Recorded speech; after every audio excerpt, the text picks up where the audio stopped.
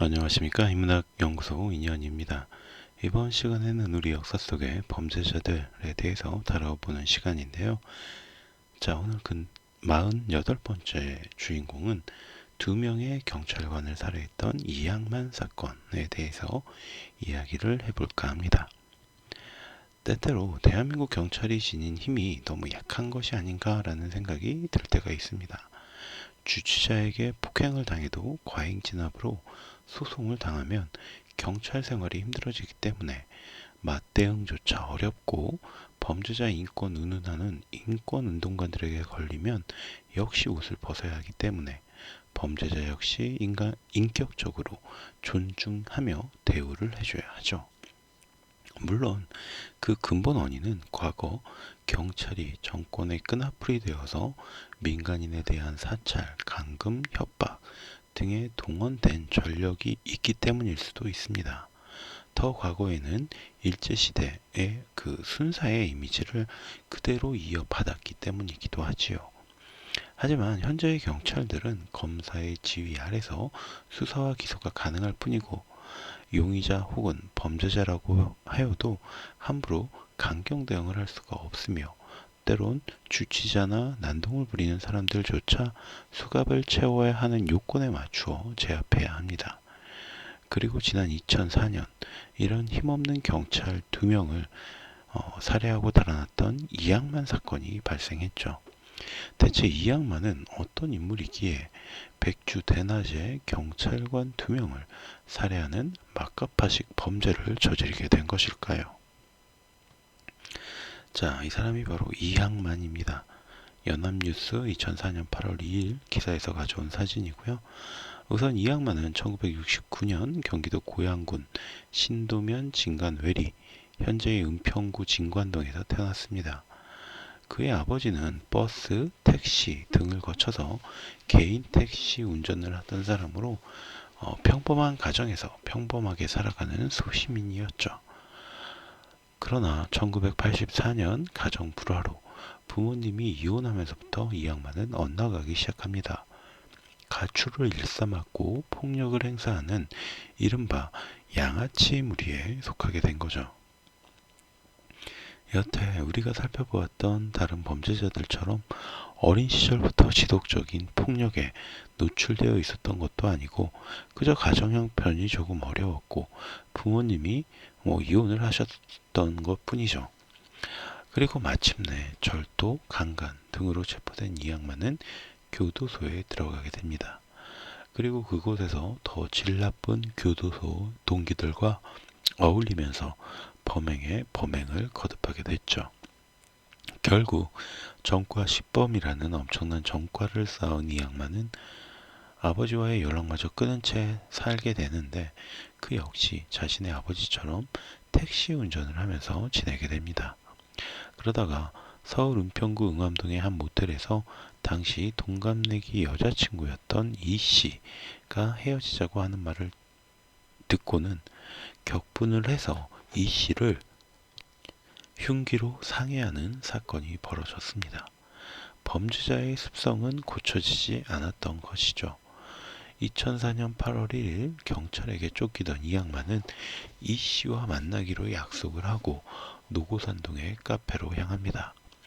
하지만 이것들은 경찰들이 파놓은 함정이었죠. 미리 대기하고 있던 이재현 순경과 정승화 경장, 심재호 경사 등은 이 양반이 여자친구와 마주 앉자마자 이 양반에게 다가갑니다.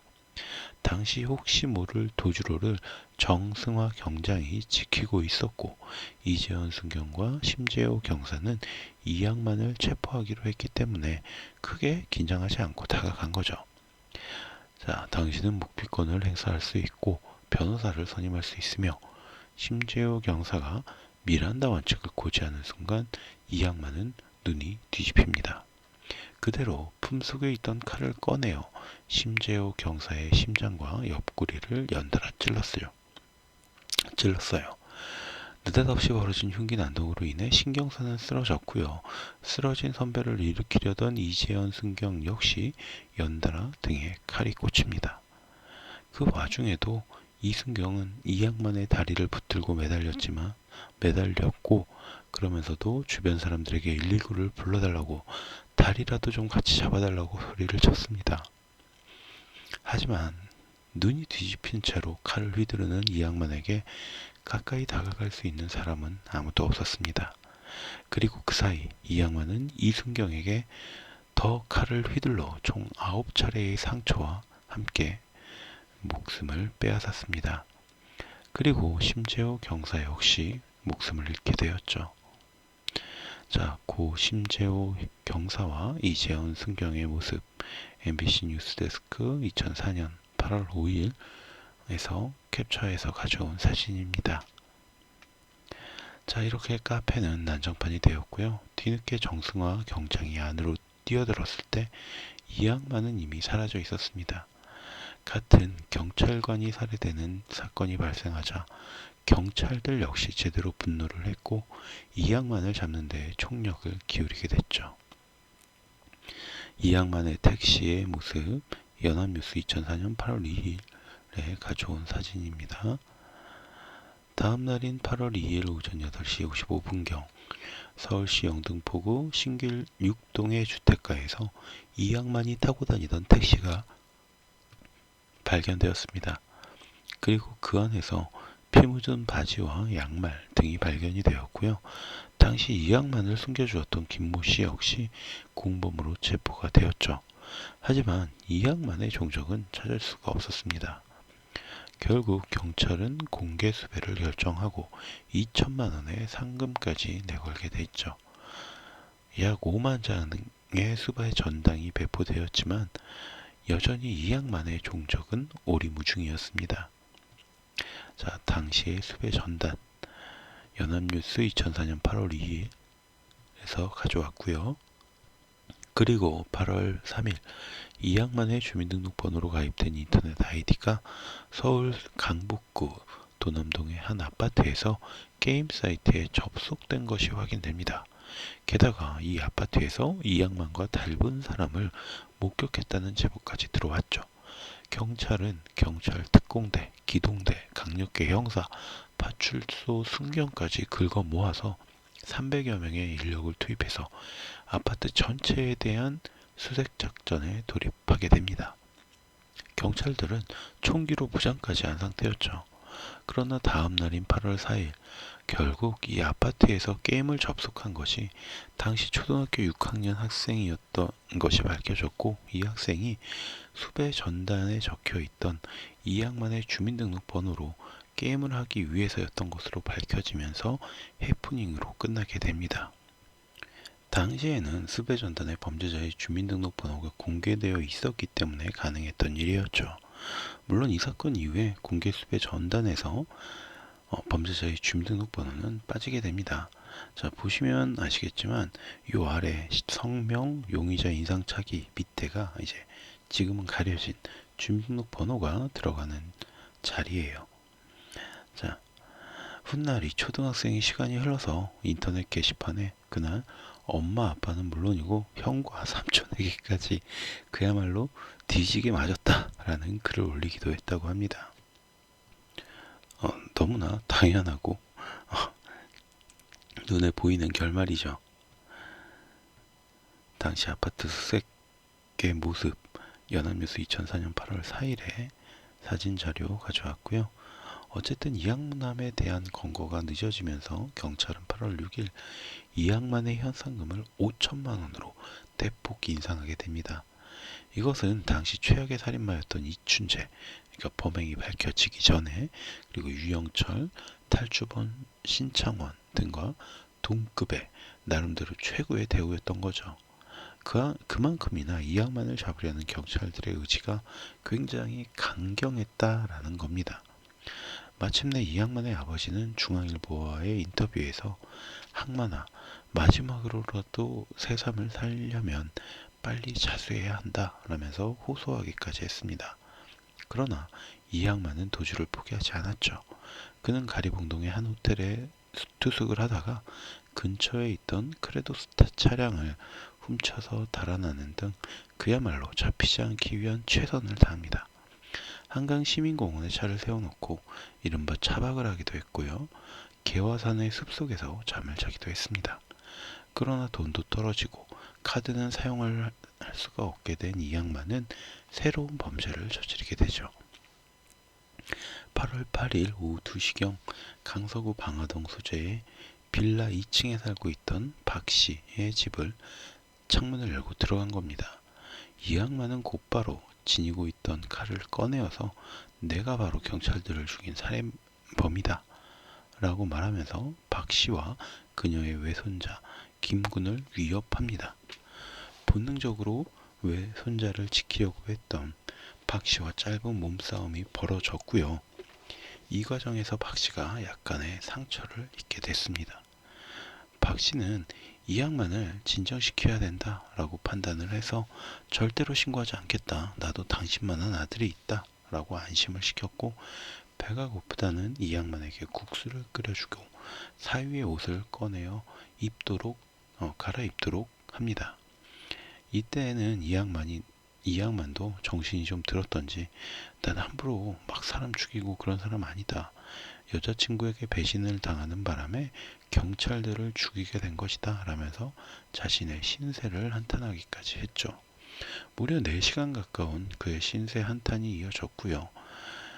이후에 이 양반은 이제 난 죽을 놈이라 돈은 필요 없다며 김군에게 자신의 주머니에 있던 14,000원을 주기까지 했습니다. 참, 살인범이 무슨 이 어린애에게 돈을 줬다니까 참 어이가 없네요. 그리고 중간방에 있는 컴퓨터에 앉아서 자신의 뉴스 기록을 살펴보기 시작했죠. 박 씨는 이 기회를 놓치지 않았습니다. 이 양반이 컴퓨터를 하는 동안 손자가 어지러운 집안을 청소를 좀 하겠다라고 말한 뒤에 청소기를 돌리기 시작했죠. 그리고 안방에 들어가서 아들에게 전화를 걸어서 경찰관을 살해한 사람이 지금 우리 집에 있다. 네가 신고를 좀 해야겠다 라고만 말하고 전화를 끊습니다. 그러니까 청소기를 켜놓은 소리 때문에 이 목소리를 이 양반이 듣지 못하게 했던 거죠. 그리고 경찰들이 잘 들어올 수 있도록 중간방의 창문을 열어놓기까지 했습니다. 자, 이게 사건 당시 집의 모습, 이 양반이 검거된 방화동 빌라의 모습, 연합뉴스 2004년 8월 8일에 사진자료 가져간 거고요. 어머니의 전화를 받은 아들 신 씨는 오후 6시 37분 바로 경찰에게 전화를 걸어서 경찰 살해범이 어머니 집에 있다 라면서 주소를 전달합니다. 그리고 약 5분 뒤인 6시 42분 공항지구대 소속의 경찰 4명이 현장으로 출발을 했죠. 그리고 경찰이 도착해서 초인종을 누르자 박 씨는 그대로 손자를 안고 화장실로 들어가 문을 걸어 잠궈버려요. 그 사이 경찰들은 현관문을 열었고요. 또 열려있던 중간반의 창문으로 진입을 했죠. 그러자 이 양반은 그 사이에 자신의 배를 칼로 찌르면서 자해를 합니다. 피를 흘리며 죽어가고 있던 동료 경찰을 2명이나 살해한 이 양반을 본 경찰들이 당시 어떤 생각을 했을지는 모르겠지만 어쨌든 이 양반은 그대로 이대 목동병원으로 후송이 되었고 이 과정이 경찰들의 카메라에 찍히기도 했습니다. 결과적으로 이 양반은 2시간의 수술을 받고 깨어나게 됐죠. 자, 자해 뒤에 이 양반의 모습, 동아일보 2004년 8월 9일의 기록입니다. 이후 재판에 넘겨진 이 양반은 2004년 12월 2일 1심 공판에서 사형을 선고받습니다. 그러나 대부분의 범죄자들이 그러하듯 그는 말로는 반성하면서도 항소심을 제기했고요. 2005년 2월 18일에 열린 항소심에서 무기징역으로 감형을 받게 됩니다. 당시 재판부는 사전에 경찰관을 살해하기 위해서 계획을 했던 것이 아니었고 이 씨가 범행 일체를 자백하고 있고 교화의 필요성이 남아있는 것으로 판단한다라고 밝혔다고 하죠. 재판부의 판단은 그렇다면 법을 집행하는 경찰관을 2명이나 죽였고 다른 사람의 침입해서 칼로 위협을 하고 할머니와 손자를 반나절 동안이나 감금하는 행위도 계획적이지 않으니까 감형해줘야 된다. 뭐 이런 뜻인가요? 애초에 여자친구를 칼로 위협하고 폭행해서 경찰에 쫓기던 이 양반이 품속에 칼을 넣고 여자친구와 만나러 나왔다. 여기서부터 문제가 있는 거죠. 그리고 그 과정에서 자신을 체포하려는 경찰 2명을 수차례 찔러서 살해한 것이 이게 정말 계획적이지 않은 살인이라고 볼 수 있는가? 진심으로 반성을 하는 범죄자가 1심 판결에 불복해서 항소심을 제기할 수 있는가? 이 법원의 법적 해설과 근거를 일개 시민인 제가 판단하기는 어렵지만 분명한 것은 국민의 법감정과는 어긋나는 이런 판결이 쌓일수록 재판부에 대한 국민의 불신은 더욱 깊어질 것이다 라는 것. 이것은 사실입니다. 어쨌든 오늘 이야기는 여기서 마치도록 하고요. 오늘 이야기가 여러분들의 흥미와 호기심을 어느 정도 만족시켜 드렸다면 구독과 좋아요도 부탁드리겠습니다. 저는 다음 시간에 또 다른 이야기로 찾아오도록 할게요. 감사합니다.